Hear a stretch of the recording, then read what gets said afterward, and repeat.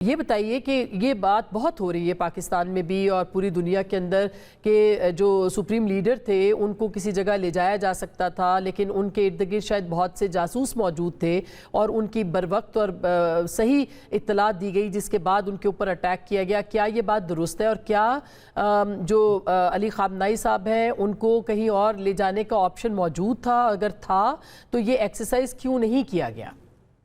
یہ بات بالکل غلط ہے۔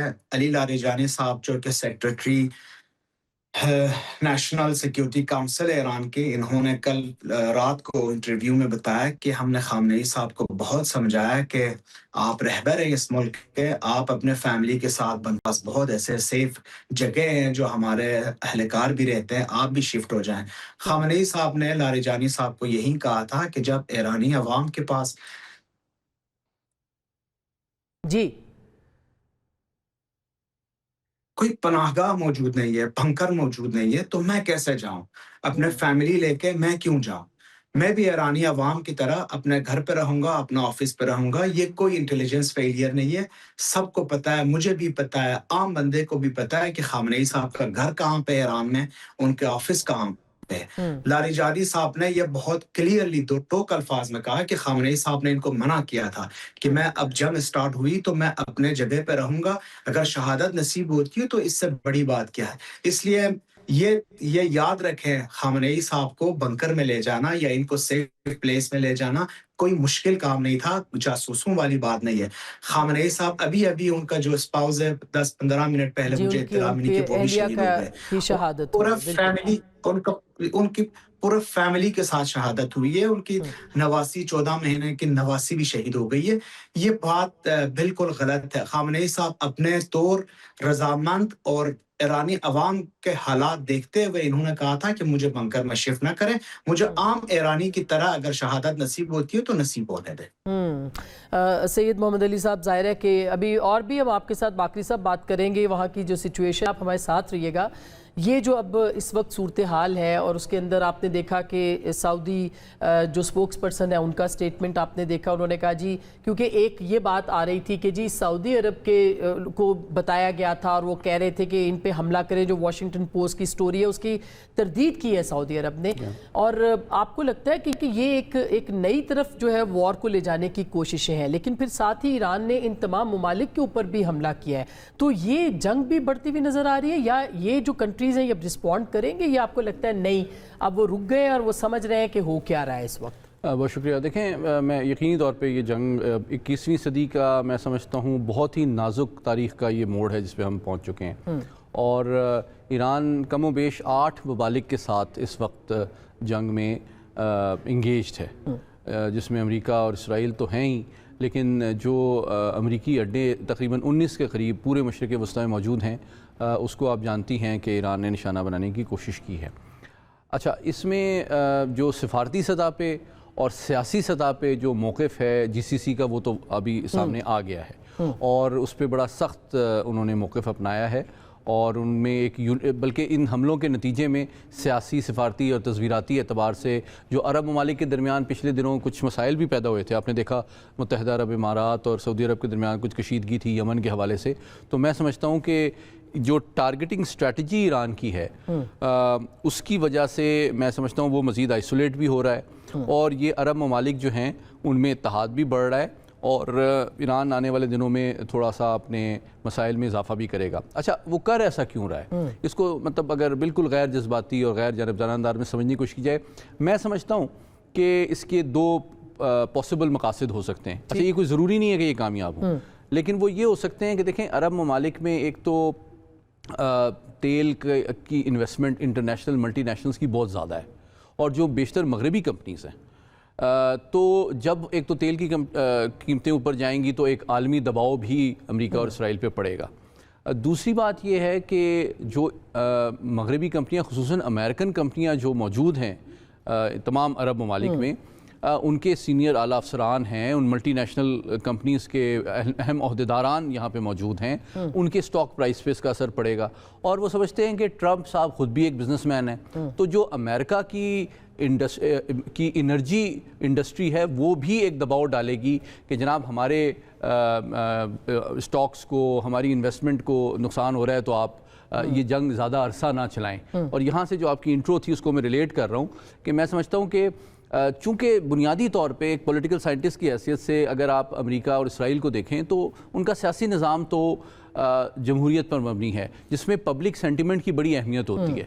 تو جس کی وجہ سے بہت طویل جنگ اگر یہ ہوتی ہے تو اس کی پولیٹیکل کاسٹ بنجمن نتنیاہو اور ٹرمپ کے لیے کافی زیادہ ہوگی. اور پینٹاگون نے منع بھی کیا. جی میں بس آخری بات یہی کہنا چاہ رہا تھا کہ دیکھیں بنجمن نتنیاہو اور صدر ٹرمپ یہ چاہیں گے کہ اس کو کوئک ڈیسائسو وکٹری میں کنورٹ کر کے آنے والے جو نومبر میں مڈ ٹرم الیکشنز ہیں اس میں اپنی سیاسی فتح میں کنورٹ کریں.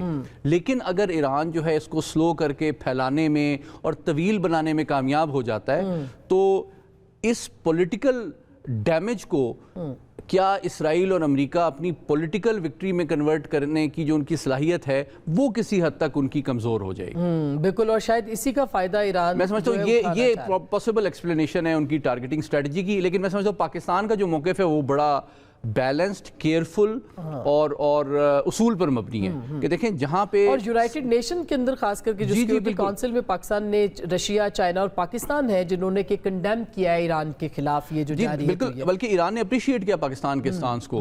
حالانکہ پاکستان کا جو موقف ہے اقوام متحدہ کی سیکیورٹی کونسل میں اس کے 3 پہلو ہیں ویری کوئکلی. ایک تو یہ کہ انہوں نے جو ایران کے اوپر جاریت ہوئی ہے اس کی بھی مذمت کی ہے پاکستان نے, اور ساتھ ہی ساتھ لیکن ایران کی جانب سے جو عرب ممالک کو یونیلیٹرلی نشانہ بنایا گیا اس کی بھی مذمت کی ہے. لیکن ساتھ ہی ساتھ ہم نے آفر کی ہے تمام متحارب قوتوں کو کہ ہم مصالحت کے لیے, ڈی ایسکیلیشن کے لیے اور ڈپلومسی کے لیے آپ سب کی اس کے اوپر میں نے اپنا رول پلے کرنے کے لیے تیار ہیں. پاکستان رول کر سکتا ہے پلے یا نہیں, اس کی کتنی کیپیبلٹی ہے, اس کے اوپر ہم نے بات کرنی ہے. لیکن خالد صاحب ابھی ہم نے دیکھا کویت کے اندر 3 جہاز جو ہیں وہ مار گرائے ہیں ایران نے, لیکن دوسری طرف سے کہا جا رہا ہے کہ نہیں یہ فرینڈلی فائر تھا. یہ جو ابھی میں تھوڑی دیر پہلے امریکی میڈیا کی رپورٹ پڑھ رہی تھی وہ کہہ رہے ہیں جی نہیں فرینڈلی فائر ہوا اس لیے یہ تینوں جو جہاز تھے یہ خود گرے ہیں. تو آپ کیا کہیں گے, آپ کے پاس کیا اطلاع ہے؟ دوسرا, ڈرون ٹیکنالوجی ایران کے پاس بہت زبردست ہے, اس کا وہ کس حد تک استعمال کر سکتے ہیں اسرائیل کے خلاف اور امریکہ کے خلاف؟ بہت شکریہ مس آسما, آپ نے انوائٹ کیا. دیکھیے یہ جو میں بھی کیونکہ صبح سے چینلز پر ہی ہوں تو میں اس پوائنٹ آف ویو سے انویسٹیگیٹ تو نہیں کر سکا کہ یہ کیا ہوا, پاسبلی ہوا ہوگا. لیکن جو میرا اپنا فلائنگ ایکسپیرینس ہے میں اس کی روشنی میں عرض کرتا ہوں. دیکھیے بنیادی طور پر فریٹیسائڈ کا مطلب یہ ہوتا ہے کہ ظاہر ہے اون ویپن نے مار دیا جو کویت کا ہی ہو سکتا ہے. اون مارنے کے لیے رسک یہ ہوتا ہے کہ آپ نے غلطی سے دشمن کا سمجھ کر اپنے کو مار دیا. یہ میں سمجھ پا رہا ہوں ابھی تک جو ایکسپلینیشن دی جا رہی ہے. تو پہلا میرے 3-4 پوائنٹس ہیں اس میں. پہلا پوائنٹ تو یہ ہے کہ ایران کی ایئر فورس نہ ہونے کے برابر ہے. MiG-29 F4 فینٹم جو ہیں وہ آبسلیٹ ہیں, آلموسٹ مشکل سے اڑتے ہیں.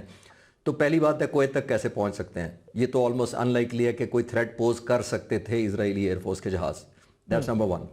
نمبر 2 جہاز یہ ہے کہ فریٹریسائڈ اگر ہو جاتا ہے یا غلطی سے ایک کو مارا جاتا ہے تو ایک مارا جاتا ہے, 3 اکٹھے کیسے مار سکتے ہیں آپ غلطی سے؟ آپ ایک مارتے ہیں, ریلائز کرتے ہیں کہ یہ تو اپنے جہاز ہیں, ظاہر ہے پائلٹ ایجیکٹ کرتے ہیں, ریڈیو کالیں ایکسچینج ہوتی ہیں, آپ جیوگرافیکل میپنگ کرتے ہیں, ایئر ٹریفک کنٹرول سے پوچھتے ہیں, دوسرے جہازوں کو ریڈیو کال کر کے پوچھتے ہیں کہ یہ کون تھے, تو پتہ لگ جاتا ہے کہ اپنے سے غلطی سے مار دیا. تو پھر دوسرے اور تیسرے کو کیسے مارا, ایک بات. تیسرا اور موسٹ امپورٹنٹ جو تھوڑا سا ٹیکنیکل ہے, میں سادہ کر کے ایکسپلین کروں گا کہ ہر فائٹر جہاز کے اندر اور ایئر ڈیفنس ویپن کے اندر جو لانچ کیا جاتا ہے, جو اس صورت میں کویت کا ہوگا, اس کے اندر ایک سسٹم ہوتا ہے IFF, identification of friend and فو کا ایک کمپوننٹ لگا ہوتا ہے. یعنی یہ وہ ڈیوائس ہے جو زمین پر بھی ایئر ڈیفنس کنٹرولر کو اور جہاز میں بھی پائلٹ کو بتاتی ہے کہ اگر پائلٹ نے کسی دوست کو لاک کر لیا تو وہ بتاتا ہے کہ یہ تو فرینڈ ہے, فو دشمن نہیں ہے. تو یہ آئیڈینٹیفیکیشن آف فرینڈ اینڈ فو آپ کو بتا دیتا ہے کہ میں نے غلط جہاز کو لاک کیا ہے. یہ اکثر ہوا میں ہوتا ہے, جب آپ لاک کرتے ہیں آپ کو پتہ لگا فرینڈ ہی ہے تو آپ ان لاک کرتے ہیں. تو یہ بھی 3 جہازوں تک کیسے اکٹھی IFF 3 دفعہ ناکام ہو گیا, یہ ایک سٹرینج بات ہے. تو میرا ماننا یہ ہے, اب coming concluding to this aspect, میرا ماننا یہ ہے کہ ایران نے جو جون سے لے کر ابھی تک 7-8 مہینوں میں اور میں اپنی ایک ڈاکومنٹری بناتا ہوں. کچھ دن پہلے میں نے یہی میزائلوں کا ذکر بھی کیا تھا, اس میں نے ٹائٹل بھی یہی تھا, why U S Iran Iraq war is going to be different and dangerous. اس میں نے یہ مینشن کیا تھا, اور ابھی دوبارہ میں ذکر کرتا ہوں کہ بنیادی طور پر ایران نے جو انڈکشن کیا 7-8 مہینے میں, اس میں سرفیس ٹو ایئر میزائلز بھی لیے ہیں اس نے, جو ایسے ہی کام کے لیے ہیں جو پاسبلی ایک ایران خود کر سکتا ہے, اور ایران کلیم بھی کر رہا ہے کہ ہم نے مارے ہیں. اور موسٹ امپورٹنٹ بات ہے, اتنا آسان 3 جہازوں کی وجہ سے سارے کا سارا ڈاؤٹ فل ہے. I'll summarize like this. ایک جہاز کا فریٹریسائڈ کی پاسبلٹی ہو سکتی ہے کہ فوگ آف وار میں کنفیوژن ہوتا ہے, کوئی آبجیکٹ اڑ رہا ہوتا ہے تو آپ غلط سمجھ لیتے ہیں کہ دشمن کا. تو یہ کوئی خاص ٹیکنالوجی جو ہے وہ حاصل کی ہے, آپ یہ مطلب ذرا بتائیے گا تفصیل سے, کوئی خاص ٹیکنالوجی ہے جو کہ ایران نے حاصل کی ہے جس کے بعد ممکن ہوا ہے کہ وہ بغیر ایئر فورس کے ان جہازوں کو نشانہ بنا سکے؟ جو ریپورٹڈلی انٹرنیشنل میڈیا کو سپورٹ کر رہا تھا, اور کچھ میری ریسرچ بھی کہتی ہے کہ انہوں نے 2 قسم کے ویپنز خریدے ہیں. ایک S-300 میزائل ہے, سملر ٹو S-400 جو ہندوستان کا ہم نے مارا تھا. S-300 تھوڑا سا لو پرفارمنس ہے, تھوڑی سی کم رینج ہے. یہ بہت عرصے سے ایران کی ڈیل ہوئی تھی. جون 2025 میں بھی یہ میزائل آرڈر پر تھے.